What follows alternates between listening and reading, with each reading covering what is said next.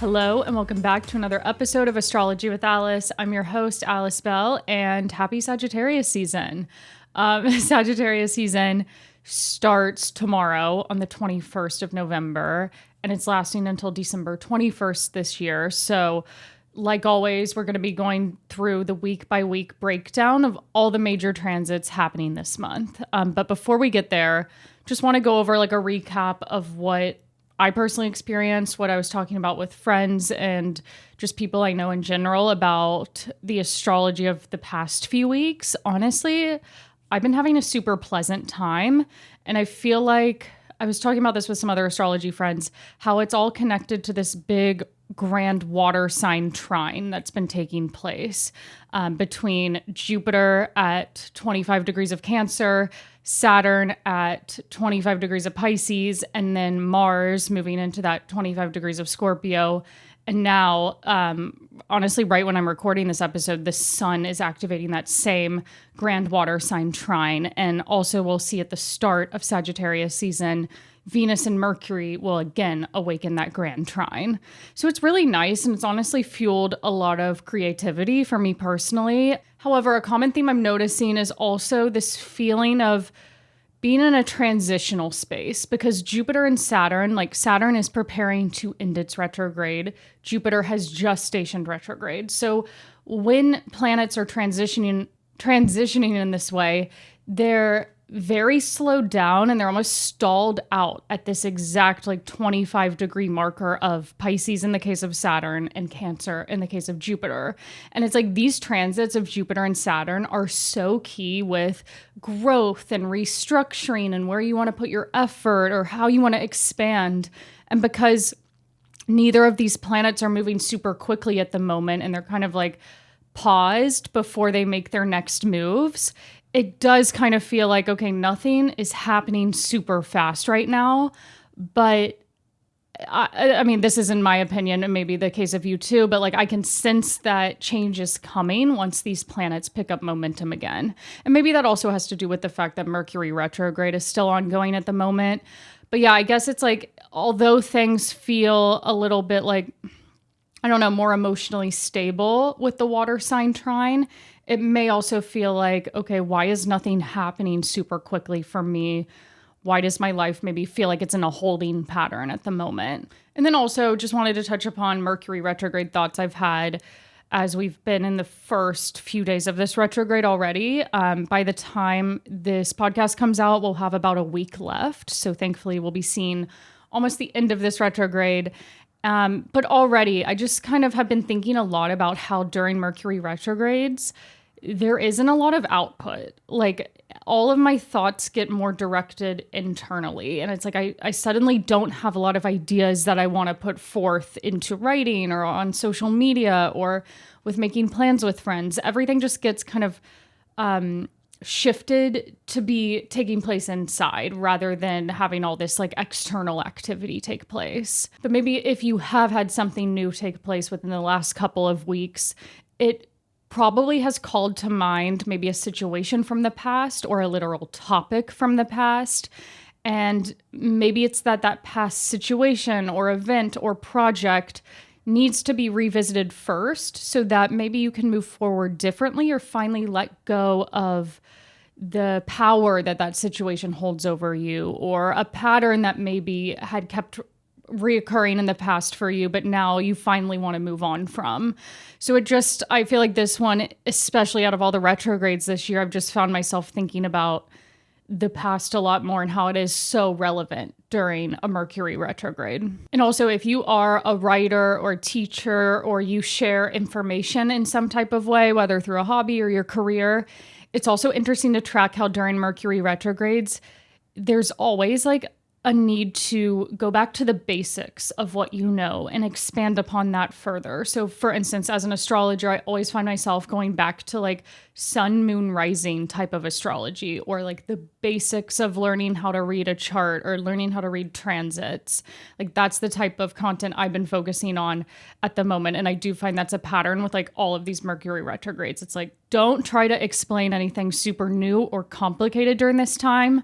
Return to what you know and really get better about explaining that like the fundamental, like basic knowledge of whatever topic is of interest or that you're involved with. Before we get started, I just had a few reminders. So the Substack monthly horoscopes are coming out tomorrow on November 21st. So if you listen to this podcast and want to know what all of these significant transits mean for your specific rising sign, that is over on my Substack. For paid subscribers, you get an in-depth look at the month ahead, 2,000 to 2,500 words written per rising sign. You can always revisit those throughout the month and see how they're playing out for you. And it's just like this mini reading. It's a lot of what I would tell you if you came to me for an individual reading. So those can be very helpful. Also on Substack, I just hosted a workshop on using transits to look at the themes for the year ahead. And by this time, that workshop has come and gone, but the recording of it is also available on Substack to watch. So if you want to do a workshop and identify what key themes and what key transits you should be focusing on for 2026, definitely check that out. And also my year ahead, what to expect in 2026 for each rising sign. Those are coming out over the next 2 to 3 weeks. First half of December, I usually put those out on Substack too. So like always, if you want a more in-depth look at what all of this means for your chart individually, or you just want to expand your knowledge of astrology in general, that's really what I go into more in depth on my Substack, Astrology with Alice. Okay, with that being said, let's now get into the week by week breakdown for the month ahead. So we're starting things off on week 1 of Sagittarius season. This week is very short because we have Sagittarius season starting at the end of the week. So week 1 is just covering November 21st through the 23rd. So really the energy we have right now for the next couple of days, we're coming off of the new moon in Scorpio that just happened on November 19th. So typically in the couple of days that immediately follow a new moon, there's still not a lot of momentum or activity taking place. So this could still feel like a low energy period where you're maybe wanting to be alone a bit more, or you're just reflecting on what your next steps need to be and maybe what habits you want to implement for yourself or what opportunities or outreach you want to start doing. And I know the following week is a holiday in America, Thanksgiving. So it could be that really we're not seeing a lot of activity happen until after that, naturally because of that holiday, but also because the full moon this month aligns with that first week of December. So just kind of looking at the month as a whole, there's going to be a lot of things really starting to come together and momentum picking up a lot more right around December 4th. So if energy is low, November 21st through 23rd, don't worry. Just use this time to take time to be by yourself and rest and reflect. So the main underlying theme for the next month is that the sun is in Sagittarius from November 21st until December 21st. And themes that will be more prominent over the next several weeks have a lot to do with these Sagittarian related topics, like expanding your knowledge and being open to different beliefs or perspectives or opinions on the world. Like, this is not a time to obsess over small details or everyday drama. It's more a period of stepping back and looking at, like, what is my bigger purpose? How can I feel connected to something bigger? Or how might I take other beliefs or topics or subjects into consideration, and having this period of exploration. So Sagittarius season is always a great time to, invest more time into reading, research, taking little classes or a workshop. 2 key areas that may be of interest in learning about throughout Sagittarius season are this theme of spirituality. So like the topic of astrology may fall into this, or maybe there's a specific religion you want to explore, or things like journaling or manifestation, anything that really helps you feel connected to something greater than yourself. Or also maybe you want to explore a different culture or even visit another country. Like travel is something that may come up during Sagittarius season for some of you. Even if not, like this is a great time to do research into other parts of the world or try to tackle these more complex subjects that maybe you normally wouldn't be interested in. I always like to push myself out of my comfort zone with the subjects I'm learning about during this time. And I also always find that I'm drawn to like spiritual type books, like things that really urge me to look at my life in situations in a different way. And that really helps to make me feel like calm and grounded, because I do feel like between Sagittarius as a sign and then also the full moon in Gemini, energy can feel very scattered over the next month, like being pulled in a lot of different directions or needing to put a lot of energy into things. So it can always be helpful to come back to learning and spirituality in order to feel a greater sense of peace. In addition, this may be a key time for sharing your knowledge through writing or teaching and having more inspiration there, or maybe it's easier to convey like your ideas and what you want to say to people. So you could want to start thinking about, okay, what's like an article I want to write, or what's a workshop I want to teach, if that applies to your career, of course, or maybe how can I break down this more abstract topic in a presentation for work and make that come across more easily. I do want to mention that the sun will be joining Mars in Sagittarius. Mars has already been in this sign since the start of November, and it's going to stay there until December 15th. So just having like the sun join Mars in a specific sign and house of your chart, the house ruled by Sagittarius in this case, there's more action being taken in this part of your life. And it could be that maybe you're like, okay, I really need to make a decision here, or stop procrastinating on this specific topic or theme and really like get things done here. However, Mars tends to bring up feelings of irritation or impatience. So if something has been like continually bothering you about this specific area of your life, like looking at that house ruled by Sagittarius, how can you maybe finally confront that situation or those emotions and bring them up more, or work through them instead of avoiding them? Like Mars just forces you to confront sometimes. So like, for instance, if you're a Pisces rising and the sun and Mars are transiting your 10th house, maybe there's like a frustrating situation at work that you finally want to confront, or maybe there's an important career decision that you are finally being urged to make. Like maybe it could even be something like leaving one job behind for another, or deciding what bigger projects you want to commit to.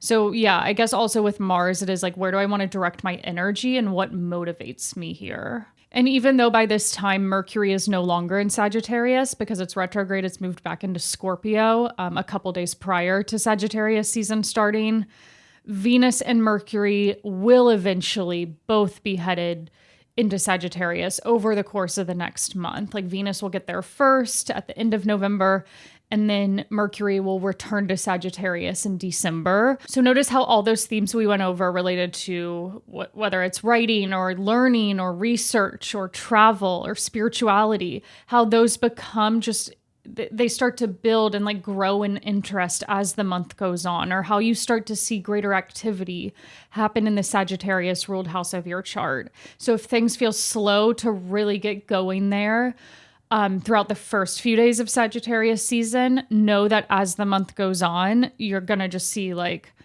almost maybe like a snowball rolling down a hill and like picking up momentum. I guess that's a good metaphor.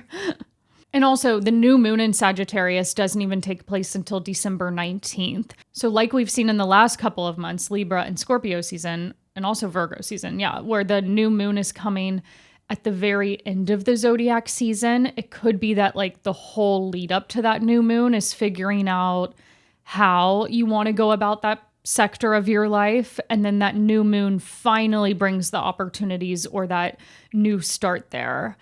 So just keep that in mind if things feel a bit slow at first. And before Venus moves into Sagittarius, it's right there with Mercury in Scorpio for the start of Sagittarius season. And on November 23rd to 24th, Mercury and Venus are meeting up at 22 degrees of Scorpio. And like I said in the intro, this is reawakening this positive grand water sign trine between Mercury and Venus at the end of Scorpio, connecting with Saturn at the end of Pisces and Jupiter at the end of Cancer. So I just see this configuration as being very supportive of communicating your emotions within relationships, and also learning how to trust your intuition more and building like strength there. It could also be that you want to channel your feelings or something that feels more vulnerable to you into writing or online content or some other type of communication-based work. Mercury and Venus, just like looking at that transit alone, that's great for doing things like creative writing or brainstorming creative ideas, like just feeling more inspired with the way that you communicate. And also note how, this aspect does fall over a weekend. So if you do have social plans for November 23rd, November 24th, notice how your conversations with people naturally go deeper around this time. Like you're really figuring out, okay, is someone going through a difficult moment? Do I need to be there for them? How are they really feeling? And then zooming out to look at all three of these signs connecting, Cancer, Pisces, and Scorpio, notice how there's a natural harmony taking place across these water sign ruled houses of your chart. So if those rule like the 11th, 3rd, and 7th houses, maybe this is a great time with connecting with people in social situations or in one-on-one settings. Or maybe if those rule the more introverted parts of your chart, like the 12th, 4th, and 8th houses, this is a time of channeling your intuition through journaling or finding time to go on a solo walk or just spend time with yourself and really think about what inspires you. But yeah, in general, with all of this water sign emphasis going on for the last, I would say, month, maybe even 6 weeks at this point, I have felt so creatively inspired. Like I've been drawn to color and experimenting with my personal style. I even signed up for oil painting classes.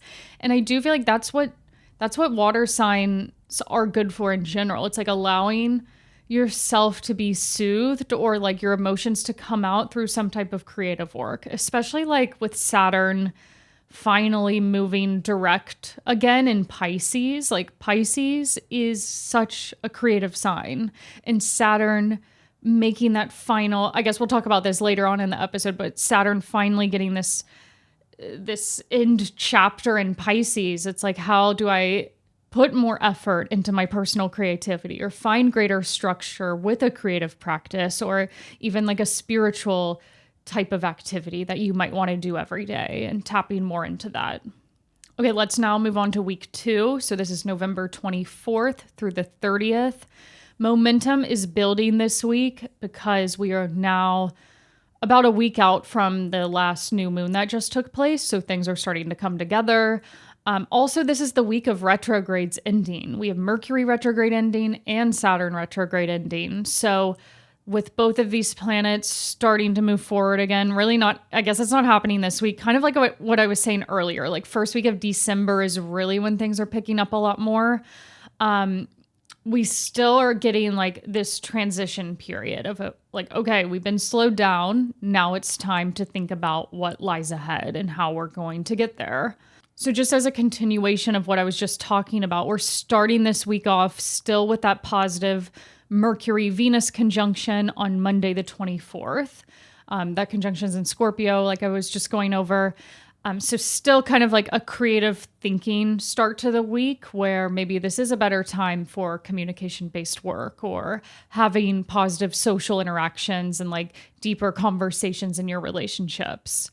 And then all of the retrogrades really start to lift at the end of the week. So on Thursday, November 27th, Saturn ends its retrograde. That retrograde's been going on since Cancer season. Saturn will be stationing direct at 25 degrees of Pisces. So if you have mutable sign placements, Pisces, Virgo, Gemini, or Sagittarius, right around 25 degrees, likely the last couple of months, and still to come over the next month, you're feeling the heat. Like you're feeling this pressure, or maybe even this like feeling of, why do I feel so stuck or frustrated in this specific area? Because Saturn is hovering right on top of that chart placement for you. And I've talked with people who have like a moon maybe at 25 or 26 degrees of Pisces, and they're going through something depressing in their personal life at the moment. And I just keep telling them like, okay, Saturn is about to leave this part of your chart. Like we can get through this.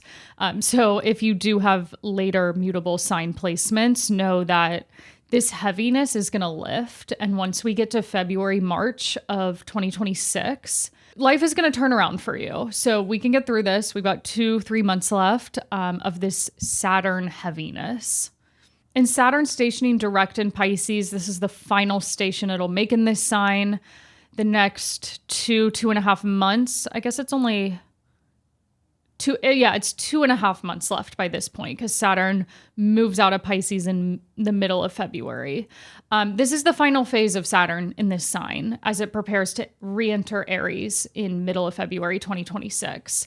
So over the next 2.5 months, notice how you're wrapping up something major in the Pisces related house of your chart, or receiving greater clarity there, or having this full circle moment with themes related to that house and that area of your life. Like maybe that area felt so stuck and frustrating and maybe even confusing when Saturn first activated this part of your chart back in 2023. And now you've spent the last 2.5 years really working on that area and figuring out what do I want in this part of my life? What do I want to commit to in the long term? How can I make changes to certain things about the way I go about this area? Yeah, it's been hard having Saturn move through a house in your chart. Like things do not feel easy there, especially for the first year and a half of that transit until you get a better idea of how you want to restructure there. So it could be that whatever seemed so frustrating back in 2023 is now an area that you have a handle on, or you feel like you've mastered in some way. But still, notice how in the next 2 months or so, how are you still trying to find more security or put down a long-term plan in this part of your life, or just become more wise on that area. Like for instance, with it in the 8th house for me, it's like, okay, how I've done a lot of work with the topic of like finances and getting more organized there, or really changing mindsets I've had around money, but still to come, like, how do I need to learn more about maybe saving or investing my money for the future? And I don't know, rather than splurging on something I want in the immediate now, being a bit smarter and strategic about how I spend. So it could be that kind of similar themes of like, how is there a long-term vision for this part of my life that I want to stick to and see through, rather than trying to take shortcuts or get to the end easily. I honestly love the last push of Saturn in a sign. I loved like the last few months of Saturn in Aquarius before it entered Pisces. I felt like I'd truly gotten a handle on that area. I love the end of Saturn in Capricorn. It's very much like a full circle moment. Like, oh my God, I've been through all this hard stuff here. Now we're finally seeing the results we want to see. And then the cycle will start all over again when Saturn moves into Aries, a new house and sign in your chart, and you're forced to reckon with that area of your life. So stay tuned for that coming in February. But also happening in the second week of Sagittarius season is that Mercury retrograde is ending in Scorpio on November 29th. It's ending at 20 degrees of Scorpio. So if you have fixed sign chart placements, Scorpio, Leo, Aquarius, or Taurus, right around 20 degrees, give or take a couple degrees on either side, maybe you're feeling this need to communicate more about that area of your life or that specific theme tied into the planet affected, or there's something that needs to be addressed there. But for everyone, looking at the Scorpio ruled house of your chart, if topics and themes in that area of your life felt frustrating or uncertain throughout October and early November before this retrograde started and when it was first in Scorpio, you may now see a clear way forward there, and greater activity over the next few days will start to pick up in this part of your life, or you may be re-inspired and want to share more once again. In general, like no matter what house of your chart this is affecting, just expect like communication-based tasks and anything that requires a lot of details and planning to really get off the ground more as we move into December. And once again, like Mercury's getting this supportive trine from Jupiter and Saturn still at the end of Pisces and Cancer. And also on the exact day that Mercury retrograde ends, the moon will be in Pisces connecting with Saturn too. So we're even getting support from the moon. And just once again, reawakening these water sign traits of really looking at, okay, how can I trust what my emotions are telling me? How might I connect with my inner self a bit more? Or how can I communicate feelings or emotions within relationships or through the work that I put out? Like, how could I be a bit more vulnerable there, or channel feelings into a side project or my work? And then the last transit I wanted to talk about for week 2 is that Venus moves into Sagittarius on November 30th. And it's going to be in Sagittarius until December 24th. So once again, we're getting another planet move in and join the Sun and Mars already in Sagittarius. With Venus specifically, it just shows how more hobbies and interests will be directed towards these Sagittarius themes. Like maybe you're actually taking a lot of enjoyment in reading more books or listening to spiritual podcasts or taking a class in your free time. I also think of Venus in a fire sign, like an outgoing sign like Sagittarius, as being more lighthearted in your social interactions and maybe having more like fun activities planned with friends. Aside from that, though, I would also consider this a time of exploring bigger picture subjects. Like all of what I went over at the very start of like, there's going to be naturally more of an interest in topics like, what is the bigger meaning here in my life? What is my purpose? How can I learn more and be open to different perspectives? So Venus will serve to just activate these themes a bit more and make them even more prominent in like the forefront of your thoughts at this time. And then we're moving on to week 3, December 1st through 7th. So the main transit, and really the only transit I have written down for this week, is that we get the full moon in Gemini. So this whole first half of this week, like the 1st up until the 4th, this is the lead up to the full moon. And then the rest of the week is just like these days immediately following the full moon. So it's like this whole week gets a lot of this energy related to full moon themes, like connection, activity, coming full circle with something, gaining greater visibility in an area of your life. And this full moon is, like I said, it's on December 4th. It's taking place at 13 degrees of Gemini. So chart placements right around 13 degrees of a mutable sign. Note how you're seeing greater activity with the themes of whatever planet or angle is affected by this full moon, and like how are you making important realizations, like how is something coming to light more with the topics of that angle or planet in your chart. For everyone though, like checking the Gemini ruled house of your chart, it's opposite to the Sagittarius ruled house. So in a way, this full moon, and this is for every single full moon that happens every single month, it's like you've been so focused on this one part of your life, and now you're being asked to balance that with the house and sign opposite to whatever season it is. So in the case of like focusing so much on maybe more complex knowledge or connection to spirituality or other cultures or beliefs, like all of those are Sagittarius themes. Now with the full moon in Gemini, it's like, wait, how can we take this bigger picture knowledge and apply it to easy, quick communication-based work or like interactions with people in your everyday life? And the full moon in Gemini is one of the most social full moons out of the year.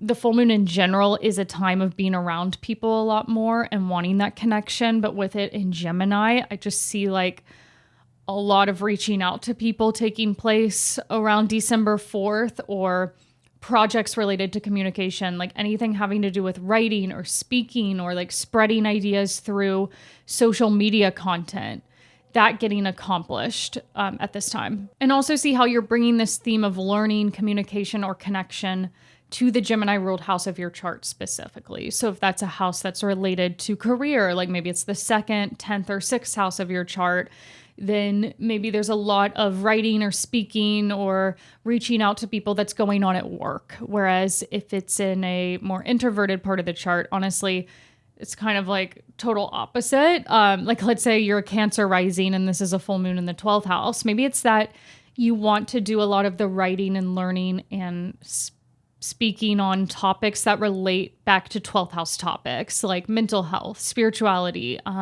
being more open about your emotions, or just wanting to learn more about like why you have certain mindsets or why you have certain feelings come up.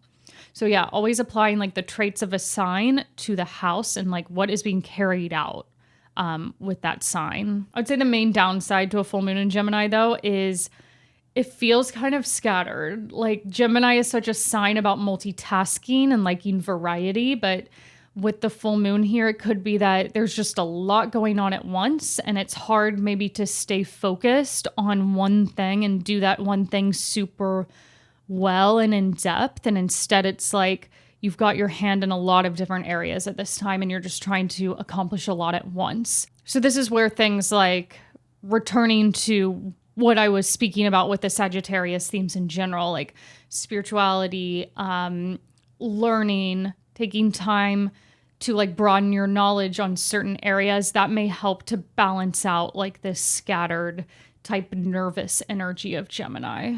And the ruling planet of this full moon is Mercury, which by this point will no longer be retrograde, but it's still in Scorpio. Therefore, you're going to see a link between the Scorpio and Gemini ruled houses of your chart around this early December full moon time. So just to give a couple of examples, like if you're a Gemini rising, then you have the full moon in your first house. But the ruling planet Mercury is in Scorpio, your sixth house.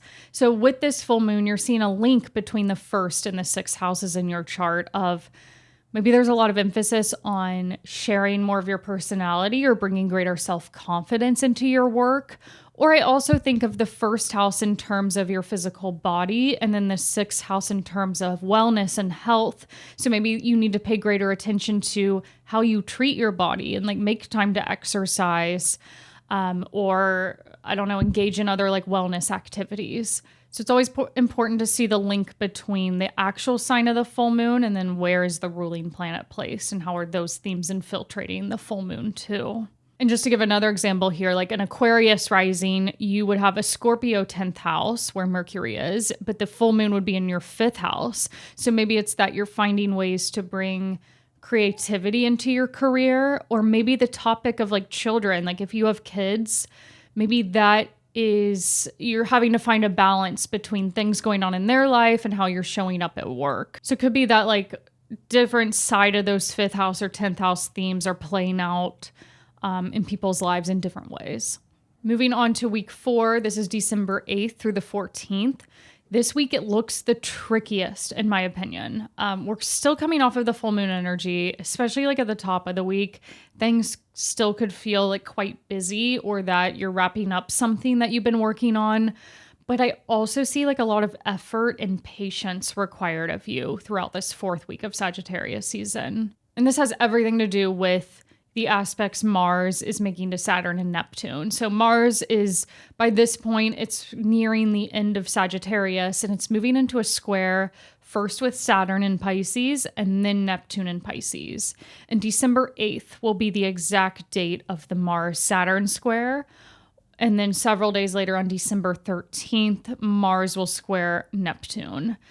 Really not an easy energy. Like both of these planets, Saturn and Neptune, feel very challenging. We'll get into this in a second. Hold on. I don't want to get ahead of myself here. But you're going to feel the themes that we're about to go into surrounding this whole week, like December 7th through 14th. And it may be that like with Mars squaring Saturn specifically, that you have a lot of work that you're trying to get done at this time.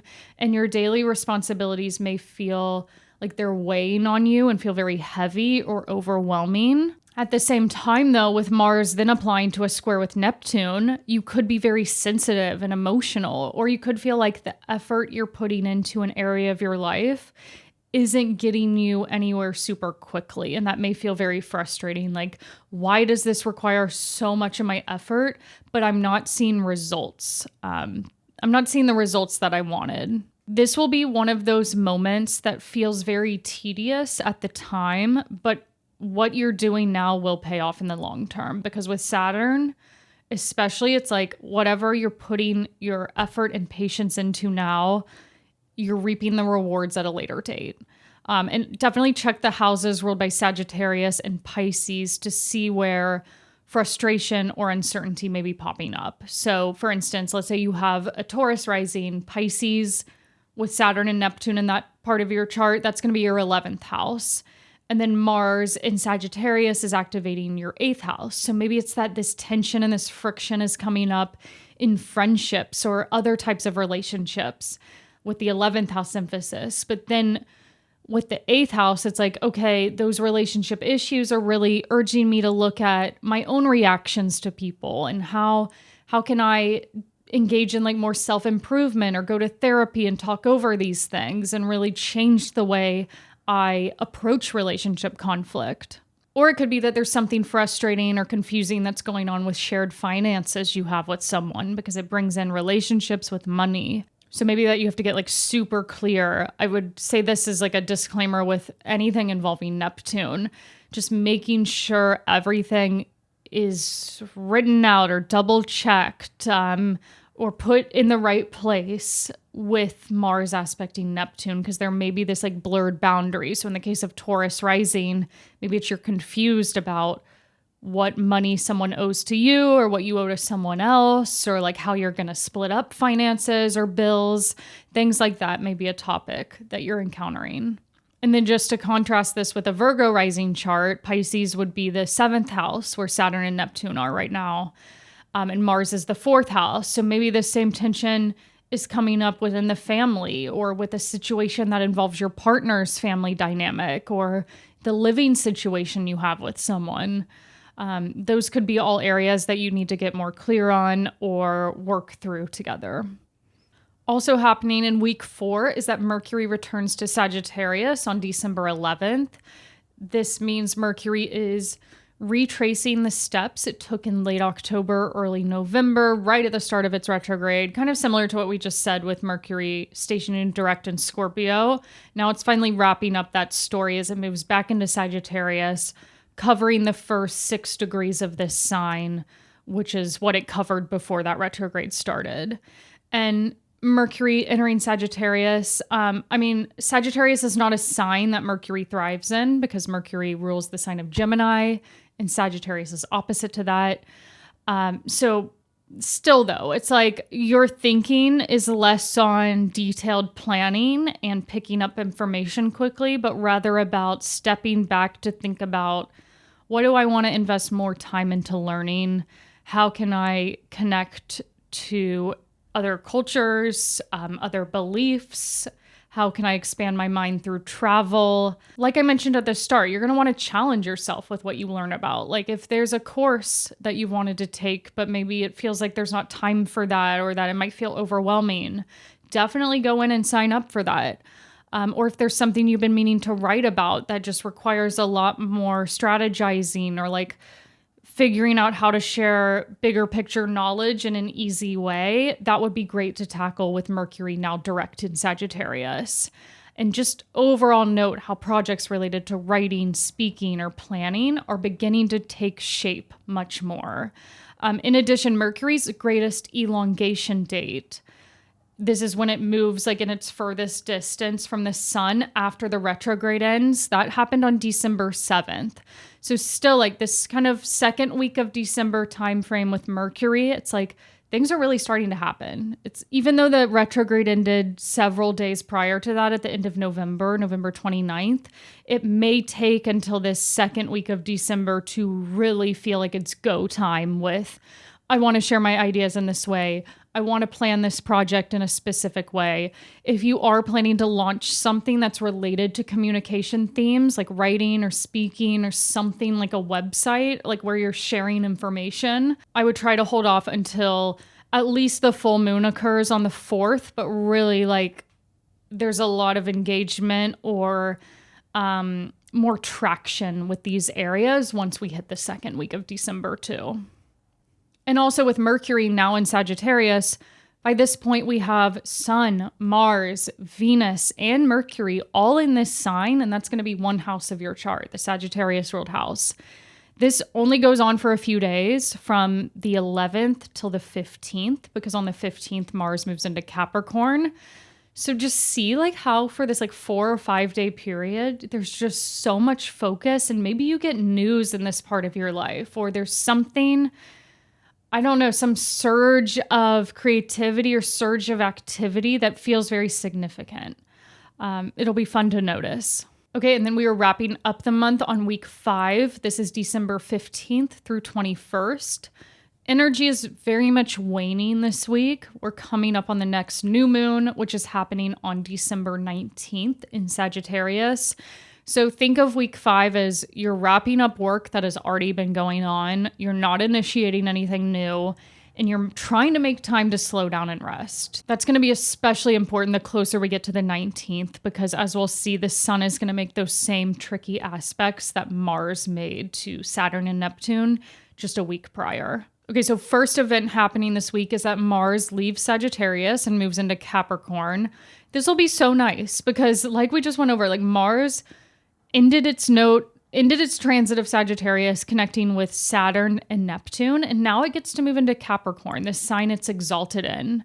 So it may feel like your energy suddenly isn't as scattered and it's easier to focus, and you may find that you're accomplishing more with greater ease, or it's easier to tap into motivation, especially in the Capricorn ruled house of your chart.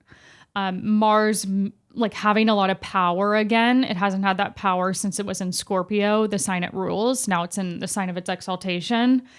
If you've been procrastinating on doing something, Mars is urging you to get to it. And I just think of Mars in this sign as being very ambitious and goal-driven. And it'll be nice to have it in a sign where it can fully thrive. And then also, like later on in Capricorn season, Mars will come into the opposition with Jupiter in Cancer, which will be really nice, I think. Like I see that as like positive energy and a lot of optimism surrounding whatever you're like wanting to put that energy toward. So even as soon as like Mars entering this early part of Capricorn, before it makes that opposition to Jupiter, note how maybe you're laying the groundwork for something that may start to grow and advance a lot more quickly closer to the end of December, early January, once we have this like Capricorn stellium activating Jupiter. It's like Mars is just the first player to get to that part of your chart and really start to get things going. And then the last event for the month is the new moon in Sagittarius, which is happening on December 19th. It's taking place at 28 degrees of this sign. So chart placements around 28 degrees are affected the most. And notice how maybe like, let's say you have a 27, 28, or 29 degree midheaven in Sagittarius, or even if you have the midheaven in another mutable sign, how is there maybe a major new start unfolding within your career or your bigger life responsibilities, or how do you feel like your image or your status in the world is shifting? So it's like with the full moon hitting natal placements, it's like how is there a realization or something coming full circle with that chart placement? But with the new moon hitting a natal placement, how is there like a fresh start there, or maybe a closing out of one chapter with the theme related to that planet or angle in order to make way for something new and different that's coming? And also, if you haven't seen the full scope of activity you may have hoped to see in the Sagittarius ruled house of your chart throughout this month, this new moon will give you that push in that house of your chart and will likely bring up significant developments there. So see how new opportunities start to arise in that Sagittarius house, or just how Sagittarius themes get a bit more intensified right around the 19th. And how do we bring, once again, those topics of learning, spirituality, different beliefs into that house of your chart. However, this new moon won't be the easiest. I definitely see the full moon this month as being easier than the new moon because the sun will be squaring Saturn and Neptune, just like Mars did the week prior to this. So in the days that immediately surround December 19th, you may again feel like you just are weighed down by work and responsibilities, or you could feel very burned out or kind of emotional. Once again, try to center yourself through an exercise routine, a spiritual practice. I would say the main thing to remember with Sun square Neptune, and maybe also Sun square Saturn, is don't fall into the trap of comparing yourself to other people too much. And maybe it's helpful, like I find around these transits, just to take some time away from things like the news or social media, because I think of those mediums as very Gemini coded, where Sagittarius is like, no, think about the larger connection in life, like the deeper meaning, and you don't necessarily get those types of themes on your phone. And just overall, try to go really easy on yourself at the tail end of Sagittarius season. If you feel low energy, know that that's okay. You don't need to try to be pushing yourself to accomplish a lot at this time. Just try to get whatever's on your plate done. Even if you're not seeing the payoff that you want, have faith that the new year will bring a better energy and you'll really be able to like set things into motion more easily.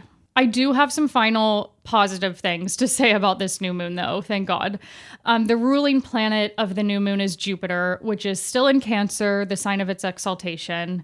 And also the new moon will be conjunct Venus in Sagittarius. So both benefic planets are relevant at the time of the new moon.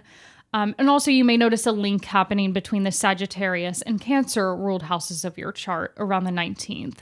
Like maybe in addition to having a new start or more opportunities come up in the Sagittarius ruled house, you're also noticing maybe a greater emphasis or a new start unfolding in the Cancer ruled house of your chart. Or there's just a renewed interest in both of these houses' topics.